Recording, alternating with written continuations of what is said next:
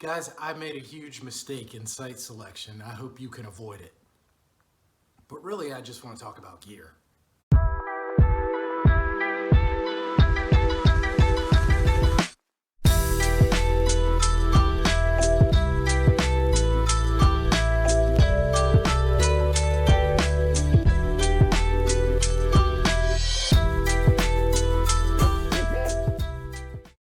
Here's the backstory. I got to go out. I had the privilege of being able to backpack this weekend. My family's out of town and thought I'd go out for a 2-day, 3-night, or 3-day, 2-night at Stephen A. Foster here in Northeast Florida, North Florida. And I got to the trailhead. I hiked 5 miles out after work. And I set up camp, and then it started raining, which was fine because I had set up camp. I had hung my bear bag. Everything was groovy. Man, I started cooking. I tarp camp, so I can do that in the rain. And there's a lot of benefits to tarp camping, but there's a ton of videos out there about that. And the huge mistake I made was I didn't choose the right site. I thought I had chosen the right site. I mean, there was no widowmakers. I was protected, shielded from any winds that might come. I thought I was protected overhead by some foliage. And I even was saying to myself, you know, if it rains, where's the water gonna flow? And evidently I need to learn better how to identify where that water is gonna flow. I even found a piece of ground that had a bunch of duff. Nice, fluffy. So even if water did come, it would just flow right under me and it would be soft. I thought I had picked the perfect site. Well, evidently I did not, because after I cooked my meal, started cleaning up my kitchen, I noticed underneath my ground sheet that there was a lot of water, and I would put my hand over it and I was swimming. My mattress pad was floating on the ground. So I bailed. I made the determination. I knew the temperature around 4 or 5 o'clock in the morning was going to be about 55 degrees. I was already wet. My down bag or quilt was starting to get wet. My pillow was wet. I was drenched because I had tried to adjust the tarp from the inside, evidently not very skillfully because I got drenched. And I just made the determination that it would be safer, wiser, to hike back the 5 miles, get to my car and bail. And so that's what I did. And that's the story. And so now it's the next morning, I'm continuing to dry out my gear. And I thought it'd be a good opportunity just to review my kit. I'm pretty proud of it. Although, no matter how great a kit you have, if you can't select the right campsite, it could absolutely ruin a trip. So let's get to it. Let me show you my kit. Okay, so let's pan around real quick and I'll show you everything. And then I'll go into a little bit more detail. I'm also going to leave a lighterPack link. So I'm not sure how much this particular loadout weighed, but you'll find out in the lighterPack. Let's start over here. This is the Palante Ultralight. It's a little smaller than I would have liked on this particular trip. I probably should have taken the Z-Pack's Arc Blast that I have. It's a bigger capacity. It weighs a little bit more, but I probably should have taken that.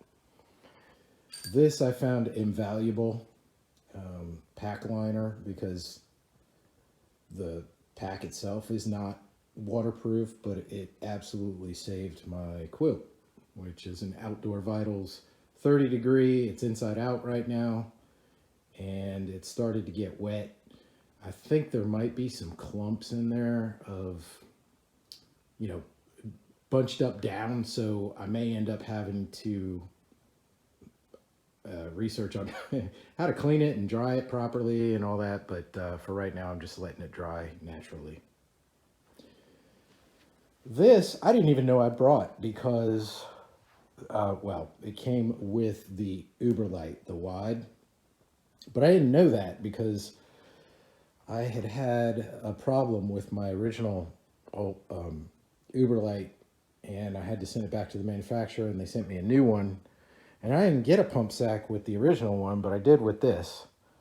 And so I didn't even bother to blow it up, which I didn't think was a huge problem because I still have this 1/8 inch closed foam mat that, so long as I'm laying on duff, I should be okay, even if the Uberlight didn't work. And this ground sheet is not the one I took on the trip. When I came home, I noticed that I had something a little bit wider and a little bit shorter, which is actually, come to find out, a little bit more appropriate for my setup.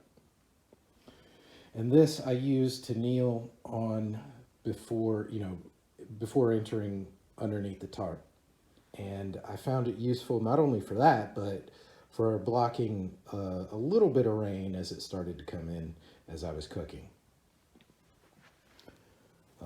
Some folks might make fun of me, but this recommendation for the My Pillow travel version in the psychedelic, I saw from a video from Bryce Newbold, and I can't tell you how comfortable it is out in the woods because I bailed, and this would have been the first time I used it, but I have slept on it here at the house, and I sleep fine on it. Let's see here. Here's my steaks. I carry 5 of them. If I can do this with one hand. Right? Easton Nanos, great steaks. Over here, these are very heavy, but I hate getting cold feet, so I don't mind the weight penalty for that. Here is a 100% silk bag liner. Being in Florida, oftentimes it's hot at night, and so I use this in order to instead of the quilt sometimes. And if it gets cold, then I get to add another layer, and it helps keep my bag or my quilt clean. This is a pair of dancing pants that I've found on Amazon. I've seen a couple of YouTubers espousing the virtues of these particular pants. They're cheap, so if they rip, I don't really care. I didn't pay $100 for them, and they're pretty light. Here's my puffy. Didn't have to use that because I didn't stay long enough for it to get cold enough to justify it, but it is synthetic. That's one of the things I like about it being in Florida. It's important, except for this, because I don't know, it's just the weight penalty seems too dramatic for me for that, but for a puffy, I'm good with it. Then I've got Alpha Direct hoodie, and I carry all of that in my bug net hat, covering, whatever. So this is my Z-Packs 7x9 DCF tarp. The tarp did fine. The tarp was great, and it kept me dry except for my poor site selection, as I've outlined before. There's nothing wrong with tarp camping. It was just, and I think that perhaps the same thing would have happened if I had a tent, because I probably would have chosen a similar area, and water going under your tent is a no-go as well. So I'm not blaming it on the tarp. I'm blaming it on my poor site selection skills. Here's my pants, just lightweight. One thing I like about these is, like I said, in Florida, I can open this up and get a little breathing room, get some ventilation, and at the same time protect myself from bugs. Lightweight, cheap Amazon hoodie, half buff These are just nylon socks that I was wearing at work, and ultras that I'm drying out. Oh yeah, underwear. So here's my cook kit. And I'll probably make another video about the cook setup itself, because I'm kind of a nerd when it comes to preparing food, but kind of cool. I've got, this setup with a windscreen, and I'm trying out this new, it's kind of a morphing of solid fuel and alcohol stove setup, along with this sack that is currently inside out and holds everything nicely, a DCF top. But yeah, I'll go over that at a later time. And I choose to wear a fanny pack. This one's a Quechua.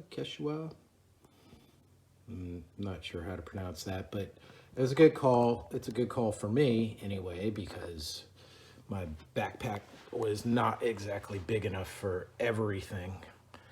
Got a toothbrush, little toothpaste tablets, which I find helpful. A little bit of Advil. I don't really use those, not even for muscle pain. It's basically just for emergencies. Lighter. I prefer Aquamir tabs. I find them more efficient. I'm able to just get my water. I know where the water sources are, so I'll just prepare in that little bottle the mixture. And by the time I get to the water source, it's ready. I just dip my water bottle and get my water and put the solvent in, or put the the chemical in, and 15-20 minutes later I'm good to go. There's my trowel and bidet, as well as my compass and Victorinox, and extra water capacity. I believe that's a liter, and that's my alcohol. So as I said before, with the cook kit, it is alcohol, but doesn't have the drawbacks of alcohol, which I'll go into later. Now, this is something that I thought of when I came home this time. All of this stuff was kept in my fanny pack, but I found it's not necessary and difficult to get to things in the fanny pack. So I decided I'd take the weight penalty and start using a ditty bag. Urology ball for working out muscle aches. Probably didn't need the ointment for chafing this trip. This is soap. So this is powdered soap. I think this is the coolest thing ever. Again, I'm kind of a nerd when it comes to not just cook kits, but just gear in general. And I like the idea of just being able to sprinkle some powder on my hands, run some water over it, slather up, and just rinse off. That's a little thing of duct tape. And this is my Nicor 10,000 milliamp hour battery bank with a small cord and a couple of adapters, because I have some electronics like my headlamp and iPhone that require different adapters. Earplugs to get some good sleep. A patch kit. In the patch kit though, I put some Luco tape and a little safety pin. And then just some fire starter. I just feel more comfortable out in the woods having some kind of fire starter other than the lighter, something that'll burn for a substantial amount of time. And yeah, so I'm taking the weight penalty of the ditty bag now. I just realized that I had left these two items in my car, but there's my headlamp and my trekking pole. I prefer the trifold just because it's more compact and easier to put on the side of a backpack. One final piece of gear is this emergency poncho. I'm not going to be using this again. I still like the idea of a poncho because, as I said before, the backpack itself is not waterproof, and I like the idea of having good amount of airflow and at the same time covering all of the pack. And I thought it'd be a great idea, but I just think that this emergency one You can see it tore here. Just is not, it's not substantial enough. It just didn't suit my needs. And so I'm on the search for a new poncho. And that's it. That's my setup. You either win or you learn. And this time I learned. Thanks for watching.